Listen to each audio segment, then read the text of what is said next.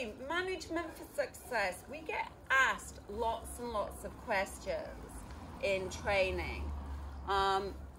Things that, to be honest, really aren't that much to do with training. So I'm going to ask and answer a couple of questions. What do we do if we have a dog, for example, that jumps on our guests? Well, what we'd advise that you do is manage the situation.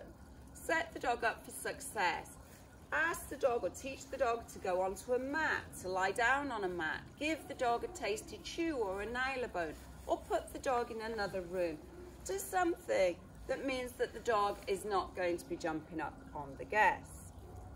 What about if your dog won't come when called when you're walking them? So you're out and about, you've got your new puppy and your puppy's down the beach, and you call the puppy and it won't come when it's called. Well, we'd say keep your dog on a leash. In an unsecure environment, the best thing you can do is have your dog on leash, not off leash. Okay, what about my dog snatches the food out of my hand? Deliver the food in that pony hand or place the food on the floor. What about my dog pulls when walking? Yes. Look at your equipment. If you've got a harness that you're fastening on the back, that could be facilitating the pulling. Maybe think about a front fastening harness. And come to classes, yes, to teach your dog how to walk nicely on, yes, on leash. What about my dog drinks out of the toilet? Nice, very good, girlie, you're so good.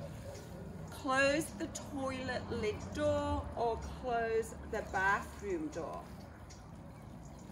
Yes, don't give your dog access to the toilet. And I'm going to ask Janina, who's filming, a question now. Yes.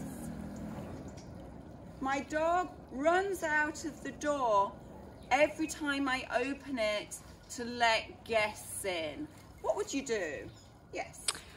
I would teach my dog to wait in another room, for example. Yes, perfect. And the reason I asked Janina this is because I go to her house and it's amazing. She opens the door and actually she's taught both dogs not to go to another room. They're actually in the same room, yes, but one goes to a crate and one goes to a little armchair. And it's just beautiful to see that both dogs, yes, do these behaviours now as default behaviours, and the guests can come in and then say hi to the dogs. Yes, very nice. Okay. Last question, and I'm going to give this one to Janina as well.